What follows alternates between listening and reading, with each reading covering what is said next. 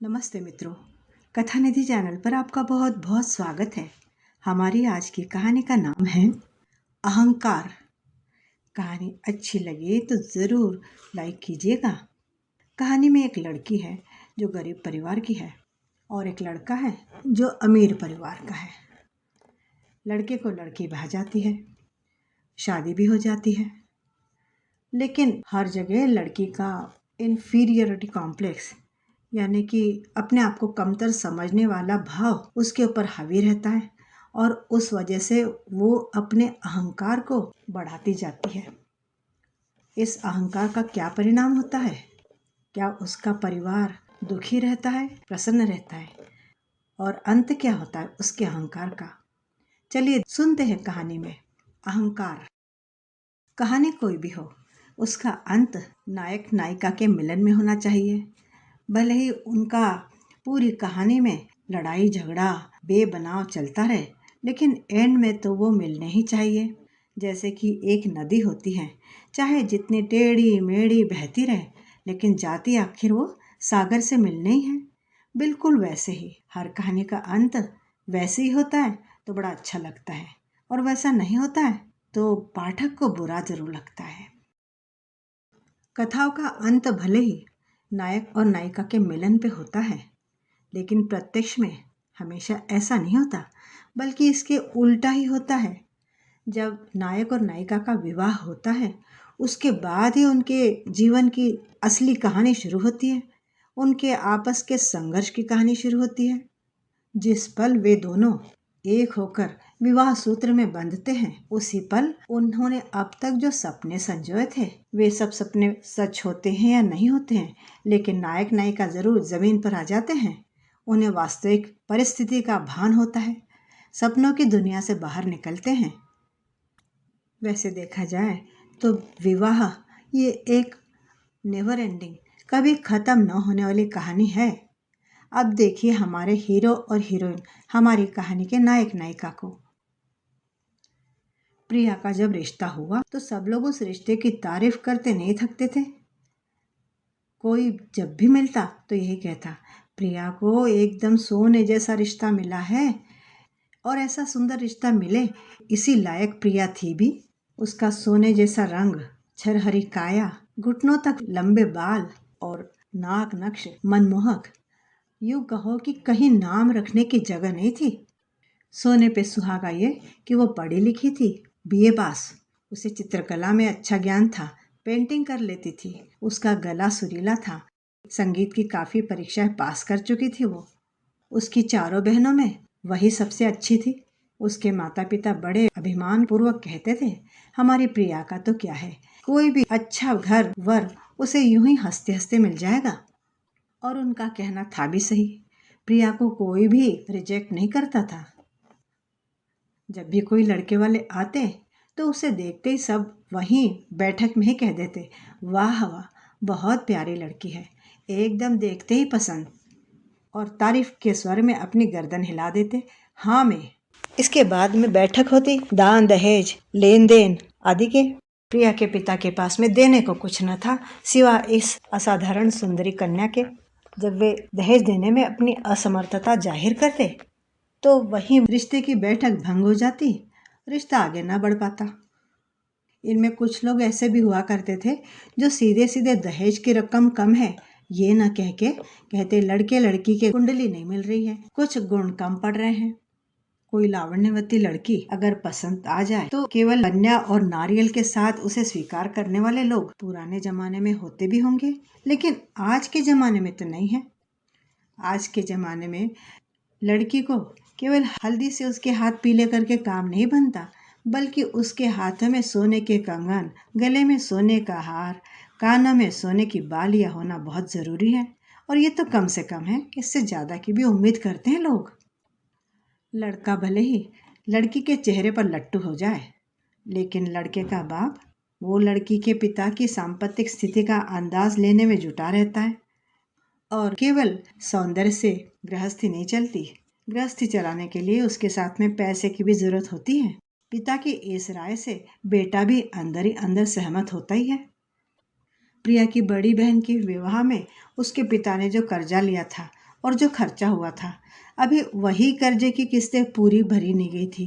प्रिया ने बीए परीक्षा पास करने के बाद में उसकी माँ को उसके विवाह की जल्दी हो रही थी।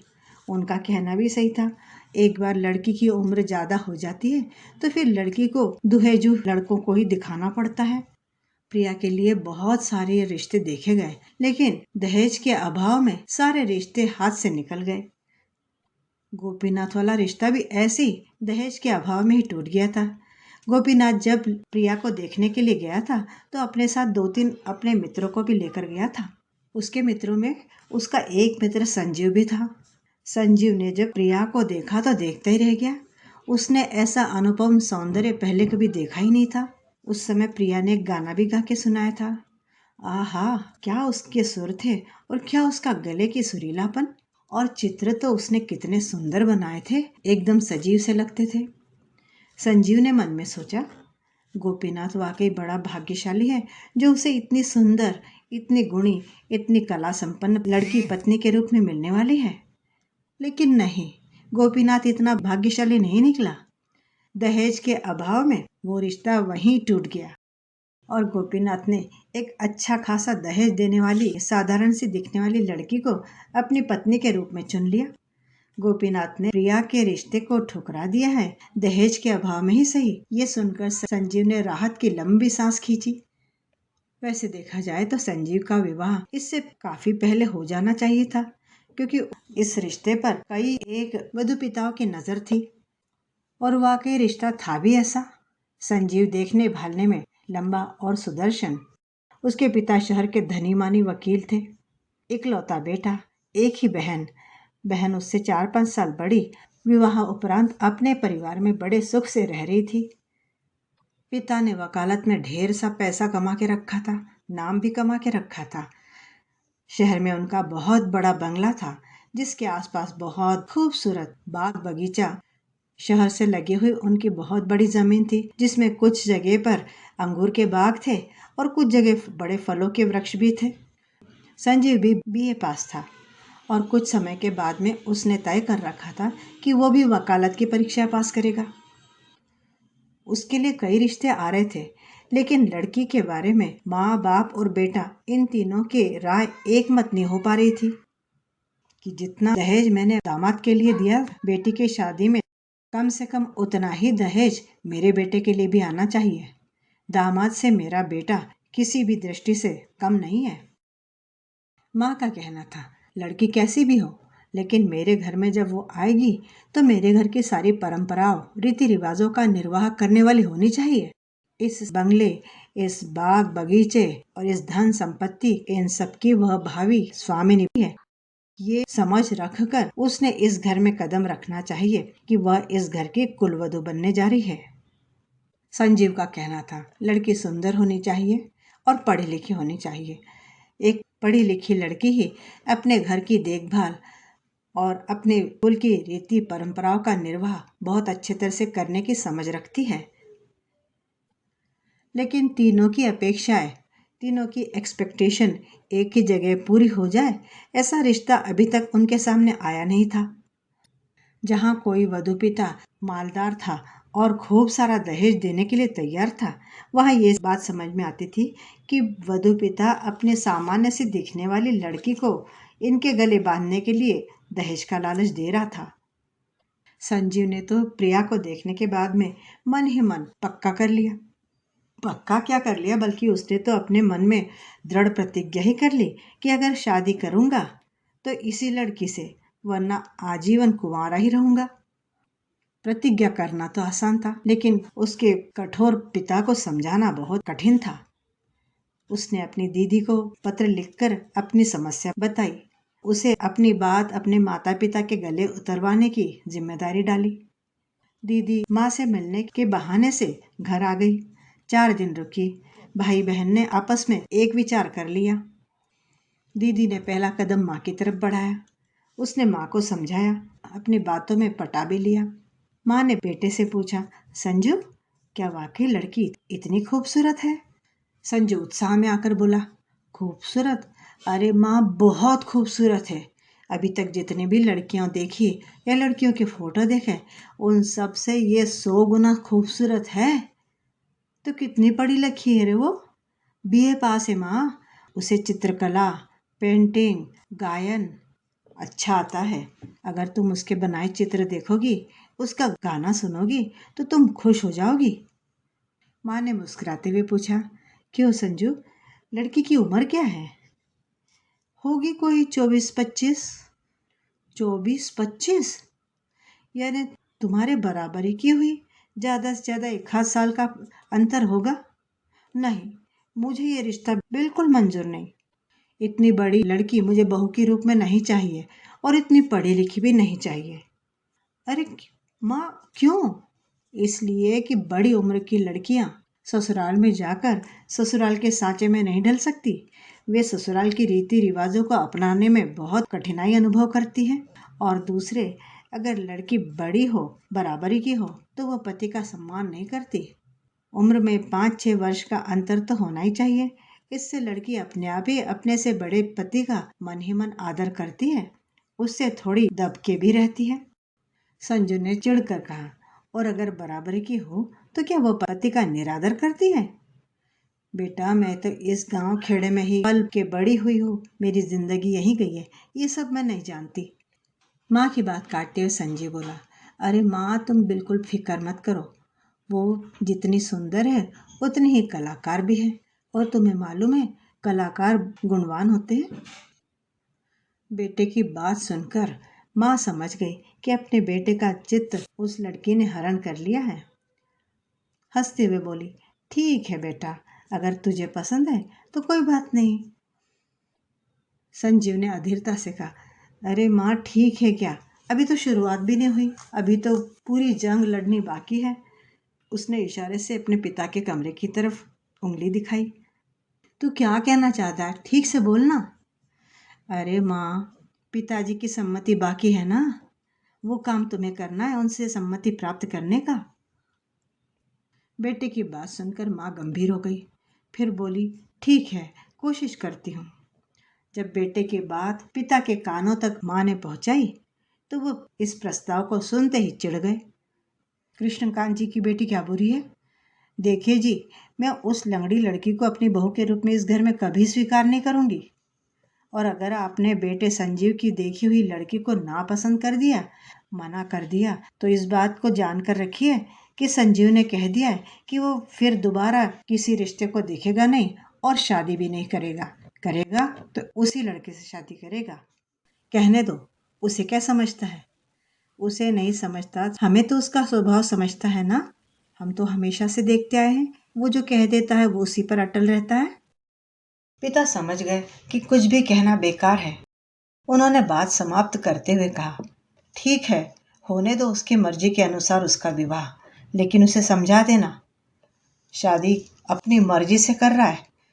आने वाले सारे परिणामों की जिम्मेदारी उसी की होगी। मैं कोई शिकायत नहीं सुनूंगा। फिर एक दिन संजीव अपने 2 मित्रों के साथ में प्रिया को देखने के लिए गया। वैसे तो उसने प्रिया को पहले भी देखा था, लेकिन उस समय की बात और थी, आज का रौब और था। आखिर सारी मुश्किलें, सारे रुकावटें, सब कुछ हटा हटा कर एक अच्छे मुहूर्त पर प्रिया और संजीव विवाह सूत्र में बंध गए। बहुमूल्य रेशमी साड़ी और रत्न जड़ित स्वर्ण अलंकार पहन के प्रिया ने संजीव का हाथ पकड़ के मुस्कुराते हुए जब गृह प्रवेश किया, तब संजीव को पूरी दुनिया अपनी मुट्ठी में हासिल करने का आनंद हुआ। लावण्यवती बहू का चेहरा देखकर माँ भी खुश हो गई। किसी न किसी बहाने से वह रोज किसी न किसी पड़ोसी को बुलाकर अपनी बहू की मुंह दिखाई करवाती। एक दिन वो अपने पति से बोली, सुनिए, देखा ना आपने, कितनी प्यारी सुंदर बहू है हमारी, सोने की जैसी है। उसके पति अखबार पढ़ रहे थे। उन्होंने उसकी तरफ देखे बिना ही कहा, देख लिया है, लेकिन वो अच्छी है या नहीं है इस बारे में निर्णय मैं अभी नहीं दे सकता। घर में लाई गई बहुओं के बारे में किसी भी तरह की राय समझदार आदमी तुरंत नहीं देता। ये कहकर वे फिर से अपना अखबार पढ़ने लग गए। दिन बीतते जा रहे थे। संजीव को लग रहा था कि वह सुखद सपने में जी रहा है, लेकिन कोई सा भी सपना अधिक दिन तक चलता नहीं है। आदमी का बाह्य रूप तो दूर से भी दिखाई दे जाता है, लेकिन किसी भी इंसान के गुण और दोष वो तो साथ में रहने के बाद ही मालूम पड़ते हैं। प्रिया के अंदर के गुण दोष भी ऐसे ही धीरे धीरे करके उजागर होने लगे। प्रिया जितनी खूबसूरत थी उतनी ही वो जिद्दी थी, अपनी बात मनवाए बिना मानती नहीं थी। किसी दूसरे व्यक्ति के साथ में अच्छे से रहना उसे मालूम नहीं था। दूसरे के साथ सामंजस्यपूर्ण व्यवहार करना या दूसरे की बात मन को ना भी जमे तब भी वातावरण को मधुर बनाए रखने के लिए उसके साथ में समझदारी पूर्ण व्यवहार करना, ये उसने सीखा ही नहीं था। शायद अपने रूप लावण्य के अहंकार की वजह से ये दोनों ही गुण या दोष कह लीजिए उसमें आ गए होंगे। संजीव भी वैसे कोई बिल्कुल नरम स्वभाव का नहीं था, उसका स्वभाव भी उग्र ही था, लेकिन अपने आसपास के लोगों को अपने साथ समाहित करना, संभाल लेना, ये गुण उसके अंदर था। उसका स्वभाव क्षमाशील था। विवाह के बाद के कुछ दिन तो बहुत मजे में बीत गए, लेकिन धीरे धीरे उसके स्वभाव के अलग अलग रंग घर के लोगों के सामने आने लगे। वो भले ही 24-25 वर्ष की थी, लेकिन सास को वो छोटी लगती थी और इसलिए वो अपने घर के रीति रिवाज या जो उन्हें सही लगता वो उसे समझाने की कोशिश किया करती। उन्हें लगता कि अपने घर की कुलवधू होने की वजह से वह अपने घर के परंपरा और शान शौकत के हिसाब से अपना व्यवहार करे। प्रिया के बाल बहुत सुंदर थे, काले और घुटनों तक के लंबे। कई बार सुबह वह हाथ में कंघी और आंवला तेल लेकर बैठती और बहू को आवाज देती, बहू रानी आओ बेटी इधर, मैं तुम्हारे बाल कंघी कर दूं, बालों की लटें सुलझा दूं। बहू कहती, नहीं नहीं रहने दीजिए माँ जी, मैं खुद ही कर लूंगी। सास को लगा कि बहू संकोचवश ऐसा कह रही है, तो उन्होंने उसे आग्रहपूर्वक बुलाया, आजा बेटी, मैं तेरे बाल सुलझा देती हूँ।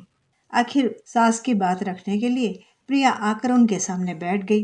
बहू की घनी काली लंबी केश राशि देखकर सास मन ही मन बड़ी प्रसन्न हो रही थी। सास ने मन ही मन में अपनी बहू कैसी होनी चाहिए इसकी एक रूपरेखा मन में तैयार करके रखी थी। सास ने बहू के बाल बहुत अच्छे से कंघी करने के बाद में बड़ा खूबसूरत सा जूड़ा बना दिया। प्रिया उठ के अपने कमरे में गई। आईने उसने चारों तरफ से अपने जूड़े को निहारा। सास ने इतने प्रयत्न पूर्वक इतने प्यार से बनाया जूड़ा एक झटके में खोल दिया और रोज के सामान की 2 चोटियां बना ली। संजीव वहीं बैठा था। उसने उससे बोला, अरे प्रिया ये क्या, अभी अभी तो माँ ने तुम्हारा इतना सुंदर जूड़ा बना के दिया है ना। प्रिया ने मुंह बनाते हुए कहा, किसे सुंदर कह रहे हो आप, बेकार सा तो बूचड़ा बना के रख दिया था माँ जी ने, मुझे नहीं अच्छा लगता, दादी नानी जैसा, लेकिन उनका मन रखने के लिए मैंने बनवा लिया था, तो अब उनका मन नहीं दुखेगा।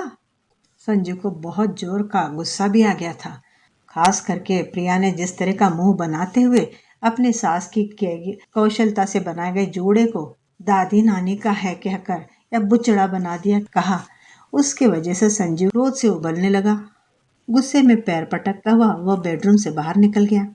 जो बात केश विन्यास के बारे में थी, वही बात कपड़ों को परिधान करने के बारे में थी। इकलौती बहू, घर में किसी चीज की कमी नहीं, जो चाहो वो सामने तैयार। सास को लगता कि बहू ने रोजाना बढ़िया सिल्क की जरी की भारी भारी साड़ियां पहनना चाहिए और इस घर के कुलवधू की तरह से सज धज कर रहना चाहिए, कि नायलॉन की टेरिकॉट की साड़ियां, ऐसी पतली साड़ियां सास को पसंद नहीं थी जिनसे अंग प्रदर्शन होता हो। प्रिया नाक बहुत सिकोड़ते हुए कहती, मुझे जो अच्छा लगता है वो मैं क्यों ना पहनूं, ऐसा ही पहनो वैसा ही पहनो, क्यों। फिर वो जानबूझकर ही अपनी सास के कहने को अनसुना करती। सास उसे जो कहती उसके ठीक विपरीत ही वो करती। सास अपनी नाराजगी अपने बेटे पर जाहिर करती। फिर कभी संजीव मौका देखकर अपनी माँ की बात प्रिया के सामने रखता। प्रिया तुरंत ही जवाब देती, छी छी, औरतों के पहनने के कपड़ों में आदमियों का दखल देने का क्या काम। माँ जी का जाने दो, वो तो बूढ़ी है, पुरातन पंथी है, लेकिन नायलॉन की साड़ियाँ और कटोरी का ब्लाउज आपको भी तो पसंद है ना कि नहीं है? उसकी कोई सी भी बात उसे पसंद नहीं है, ये संजीव को उसके मुंह पर कहना बहुत कठिन लगता। लेकिन ये जरूर था कि व्रत, उत्सव, पर्व, समारंभ या घर में मेहमान आने वाले हो, ऐसे मौकों पर उसने गरिमा दिखे ऐसा स्त्रियोचित परिधान पहनना चाहिए, ऐसा उसे भी लगता था। फिर भी मुंह पर ही उसका मन दुखाना उसे बड़ा कठिन लगता। वो कहता, नहीं नहीं, मुझे तो पसंद है। प्रिया सुंदर थी, इस बारे में तो कोई दो राय थी ही नहीं, लेकिन वो बहुत ही दुबली पतली थी। जब तक लड़की थी तब तक तो अच्छा लगता था, लेकिन अब लोग उसे कहते, प्रिया अब तुम विवाहित हो, इस घर की कुलवधू के रूप में तुम जच सको, इसके लिए अब शरीर पे थोड़ा मांस चढ़ाओ। सास को भी ऐसा ही लगता कि बहू का शरीर थोड़ा भरा हुआ होना चाहिए।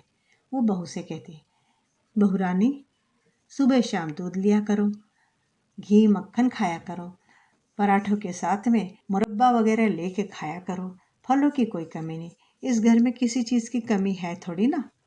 प्रिया को लगता कि सास उसके पीहर की गरीबी का मजाक उड़ाते हुए उपहास पूर्ण स्वर में उसे ताने दे रही है। इस घर में किसी भी चीज की कमी नहीं है, सब कुछ बहुतायत में है, बताने की क्या जरूरत है, क्या मुझे दिखता नहीं है? लेकिन नहीं, मेरे मायके की गरीबी का उपहास करना चाहती हैं। सास कहती दूध ले लो तो वो कहती नहीं। सास दूध का गिलास भर के उसके आगे रख देती तो कहती, नहीं माँ जी, मुझे दूध पीने की आदत नहीं है पीहर में। सास बोलती, लिया करो, हो जाएगी आदत। मुझे पसंद नहीं है। अरे तो बोर्नविटा डाल के पी लो, कभी केसर डाल के पी लिया करो। तब प्रिया चिढ़ के कहती, लेकिन मुझे पसंद नहीं है तो वो पीने की जबरदस्ती क्यों? सास भी चिढ़ जाती, हर चीज में ये अच्छा नहीं लगता, वो अच्छा नहीं लगता, अजीब लड़की हो। दोनों में छोटे मोटे खटके उड़ने लगे। माँ अपनी नाराजगी बेटे पर जाहिर करती, पत्नी कुछ न कहती, लेकिन उसका गुस्सा और उसका अबोला माँ की नाराजगी से कई गुना उग्र हुआ करता। वह जानता था कि उसकी माँ कोई दुष्ट सास नहीं है जो बहू को तकलीफ दे, परेशान करे, लेकिन ये बात जरूर थी कि उसकी माँ की अपनी बहू से कुछ अपेक्षाएं थी। उन अपेक्षाओं पर बहू खरी उतरे ऐसा उन्हें लगता था। संजीव को भी ऐसा लगता था कि बहू ने थोड़ा बहुत घर के अनुसार अपने आप को ढालने की कोशिश करनी चाहिए या कभी कभार माँ का कहने के अनुसार रहना चाहिए। लेकिन उसे लग के क्या फायदा? प्रिया को उनकी बात समझ में नहीं आती। संजीव कितना ही समझा था फिर भी वो समझने को तैयार नहीं होती। प्रिया से शादी उसने अपनी पसंद के अनुसार की थी, वो भी अपने माँ बाप का विरोध सह के। उनके विरोध के बावजूद वो उसे विवाह करके घर में लाया था, इसलिए अब उससे निबाह करना उसे जरूरी था।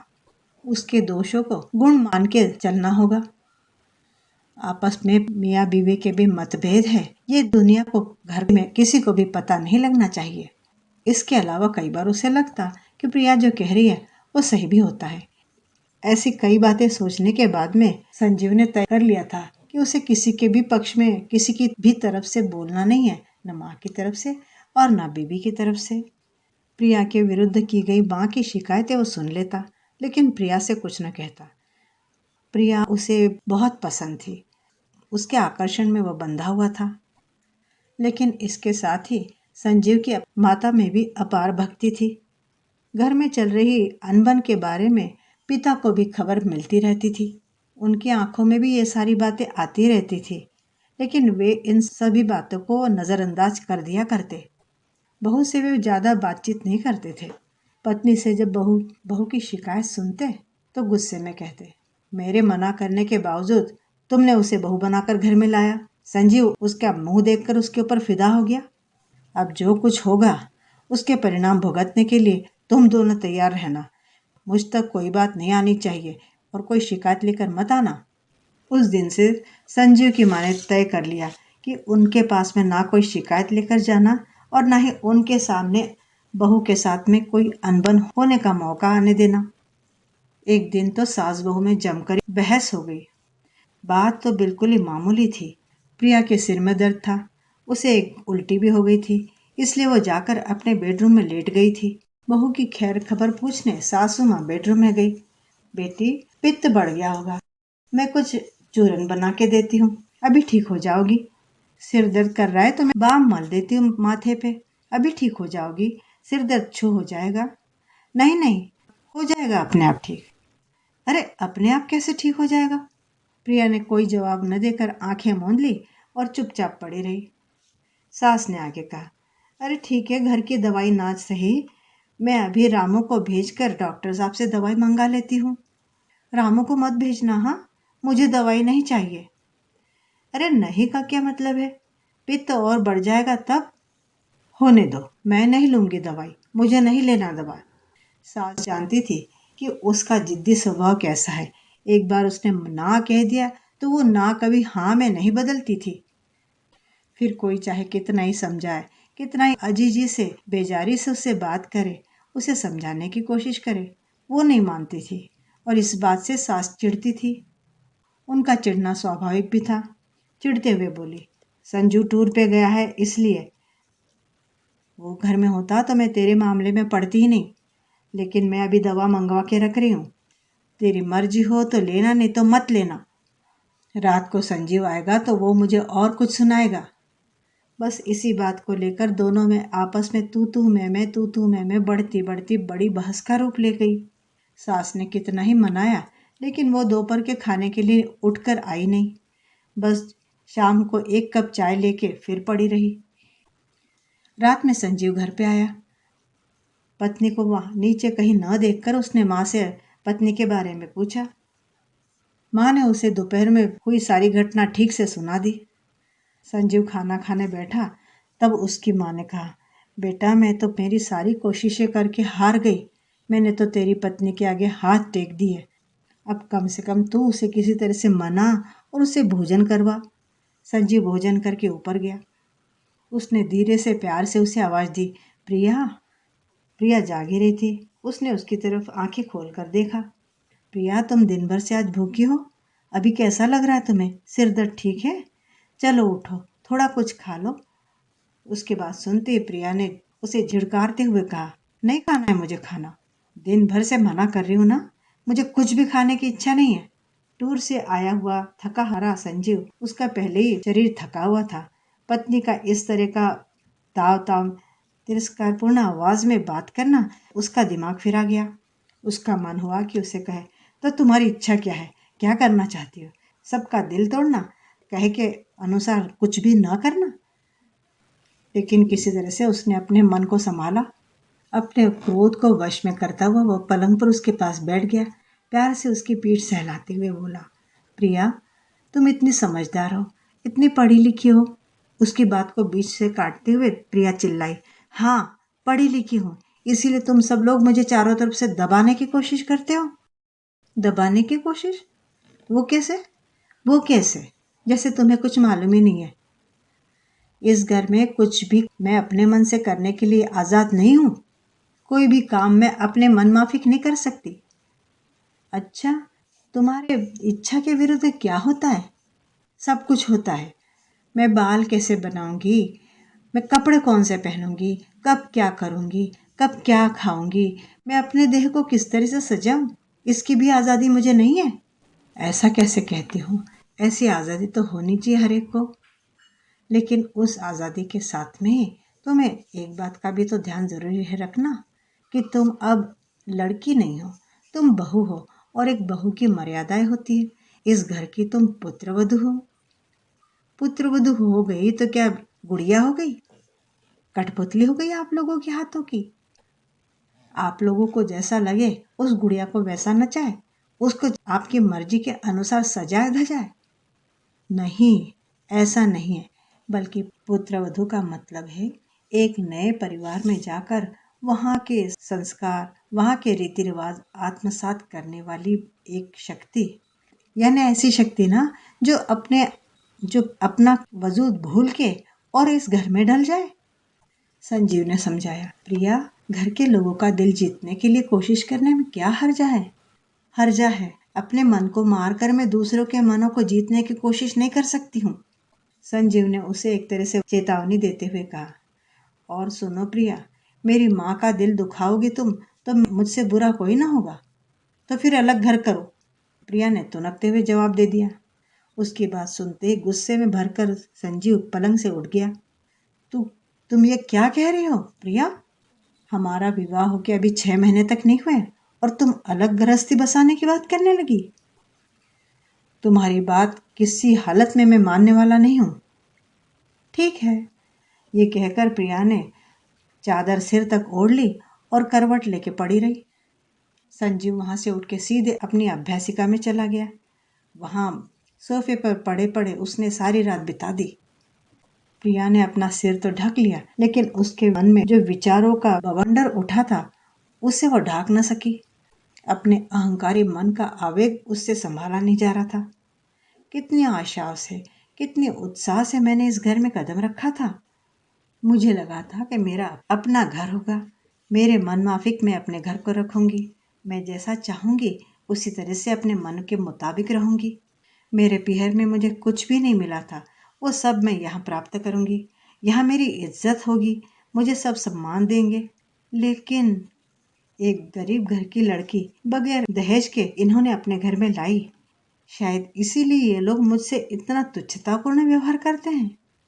सासू माँ जब तब हर किसी को कहती रहती हैं, हमने एक पैसे का भी दहेज नहीं लिया। हाँ, अरे ऐसी सोने की गुड़िया हमें मिली है तो उसके बाद में सोने की मोहरें चाहिए किसे? कितनी दिखावटी बातें करती हैं। हमेशा कहती है, ये तेरे पीहर में नहीं होगा, ये तूने अपने पीहर में नहीं देखा होगा। ऐसा कह के हमेशा अपनी रईसी का रौब झाड़ती रहती है।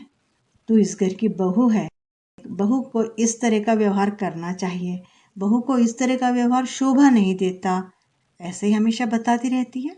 आते जाते उठते बैठते बहू बहू बहू। अरे बहू यानी क्या? बहू क्या इनके हाथ की कठपुतली है? बहू क्या कोई इंसान नहीं है? उसे कोई मन नहीं है? और ये भी वैसी अपनी माँ के आंचल में ही डूब के रहते हैं। कहते हैं मेरी माँ का मन दुखाओगी तो मुझे चलेगा नहीं, और मेरा मन वो चलेगा, उसे हर कोई आके रौंदता जाए। मेरे मन की किसी को परवाह नहीं है। मिट्टी के लौंदे को जैसे गुड़िया का आकार दिया जाता है, वैसे मुझे आकार देने में लगे सब लोग। तो क्यों किया इन्होंने मुझे पसंद? इन्हें ऐसी अपने मनमाफिक गुड़िया बनानी थी तो कोई निर्बुद्ध अनपढ़ लड़की लाते घर में, उसे बना के रखते गुलाम, उसे नचाते कठपुतली के समान। सुबह संजीव नीचे उतर रहा था, तब उसे दरवाजे में से दिखाई दिया। प्रिया अपने बैग में कपड़े भर रही थी। उसकी आंखें सूजी हुई थी, लाल हो रही थी। साफ जाहिर था कि वो रात भर सोई नहीं होगी और रात भर रोती रही होगी। संजीव कमरे के अंदर गया। प्रिया, ये क्या हो रहा है? कहाँ जा रही हो? कहाँ यानी? मैं अपने मायके जा रही हूँ। मायके? अभी? प्रिया जवाब दिए बिना अपने कपड़े बैग में डालती रही। माँ से पूछा? नहीं, आप ही पूछ लेना। और पिताजी से अनुमति ली? आप ही ले लो। अच्छा, तो तुम मुझे सीधा करना चाहती हो। उसके कहने का मतलब प्रिया के समझ में नहीं आया, इसलिए उसने गर्दन उठाकर उसकी तरफ देखा। उसका हमेशा का शांत चेहरा अभी गुस्से से लाल हो रहा था। वो फिर से अपनी गर्दन नीचे करके अपना काम करती रही। क्रुद्ध स्वर में संजीव बोला, मेरे माँ बाप की इच्छा के विरुद्ध जाकर मैंने तुमसे विवाह किया और तुम्हें इस घर में लाया हूँ। मालूम है मुझे, इस घर में जब से मैंने कदम रखा है वो विरोध मुझे हर समय मालूम पड़ रहा है। उस विरोध को मैं झेल ही रही हूँ। प्रिया, ये तुम्हारे मन का भ्रम है। मन का भ्रम? हाँ प्रिया, जो चीज है ही नहीं उसे तुम सच मान के बैठी हो। तुम उसे विकृत करके देख रही हो। अच्छा, यानी मेरा मन दूषित है, मेरा मन विकृत है। इसी का मतलब ये हुआ कि मैं सब तरफ से बुरी हूँ, मेरे अंदर एक भी अच्छा गुण नहीं है। मैं कहते कहते उसके मुंह से आवाज न निकली और आंखें बरसने लगी। जैसे ज्वालाओं पर एकदम पानी के छींटे पड़ जाए, वैसे ही संजीव का चेहरे से क्रोध गायब हो गया और प्यार उमड़ पड़ा। उसके पास जाके वह उसे समझाते हुए बोला, प्रिया, छोटी सी बात का इतना बतंगड़ क्यों बना रही हो? क्यों अपने आप को परेशान कर रही हो? तुम्हारा ये जिद्दी स्वभाव, इसको छोड़ दो तो तुम जैसी गुणी दूसरी कोई नहीं होगी। तुम्हारे इस जिद्दी स्वभाव की वजह से तुम खुद भी परेशान होती हो और पूरा घर भी परेशान रहता है। तुम्हारा ये विचित्र स्वभाव। रोते रोते तुरंत ही प्रिया ने सर उठा के संजीव की तरफ देखा। क्रुद्ध आंखों से उसकी तरफ देखते हुए वो बोली, मैं जिद्दी हूँ? मैं सबको परेशान करती हूँ? मेरा सही व्यवहार भी तुम सबको गलत लगता है? मैंने कहा ना, मैं बुरी हूँ, मैं जिद्दी हूँ। मेरी वजह से इस घर में सब परेशान हैं, सबको दुख होता है। इसीलिए मैं जा रही हूँ घर छोड़कर। नहीं रहूंगी यहाँ पे किसी को दुख देने के लिए। उसकी आंखों के कोरों पर जमे हुए आंसू अभी भी अग्निकणों के समान चमक रहे थे। संजीव की क्रोध की ज्वाला जो ठंडी होने की कगार पे थी, उसकी आंखों के कोरों के अग्निकणों से प्रदीप्त हो उठा। चिल्लाते हुए बोला, जा, निकल जा, अभी निकल जा मेरे घर से, और इसके बाद में अपना मुंह तक मत दिखाना मुझे। गुस्से से धधकता हुआ उसका स्वर नीचे माँ के कानों में भी पड़ा। अब सुबह सुबह अचानक और कौन सा मामला इन दोनों के बीच में तूल पकड़ गया है, माँ की समझ में ना आया। वो ऊपर जाते चढ़ाव के पास में आकर चिल्लाई, संजीव, संजीव, बेटा नीचे आ तो। और बहू, बेटा तुम भी नीचे आओ तो जरा। प्रिया ने अपनी सास की बात अनसुनी कर दी। संजीव अपनी माँ की आवाज सुनकर नीचे पहुंच गया। मित्रों, अभी आपने सुना अहंकार, इस कहानी का पूर्वार्ध। उम्मीद करती हूँ कि कहानी आपको अच्छी लग रही होगी। एक लाइक जरूर कीजिएगा। कहानी में आगे क्या होता है? क्या बहू घर छोड़कर चली जाती है या संजीव उसे रोक लेता है? क्या माँ बहू को समझाने में सफल होती है? इस पर पिता की क्या प्रतिक्रिया होती है? ये सब जानने के लिए कहानी का दूसरा और अंतिम भाग जरूर सुनिएगा। कहानी के बारे में, बहू के व्यवहार के बारे में, बेटे के व्यवहार के बारे में और ससुर और सास के व्यवहार के बारे में भी अपनी राय कमेंट बॉक्स में जरूर लिखिएगा। क्या एक बहू का इस तरह का व्यवहार शोभनीय है? आखिर बेटे की यही गलती है ना कि उसने अपनी मर्जी से विवाह किया है। क्या इसी बात का आधार लेकर बहू का इस तरह से व्यवहार करना सही है? क्या सास की बात आपको गलत लग रही है या ससुर ने पहले ही चेतावनी दे दी थी वो सही थी? अपनी राय कमेंट बॉक्स में जरूर लिखिएगा। चैनल पे नए हैं तो चैनल को सब्सक्राइब भी जरूर कर लीजिएगा। कहानी सुनने के लिए बहुत बहुत धन्यवाद। कहानी का अगला भाग भी जरूर सुनिएगा।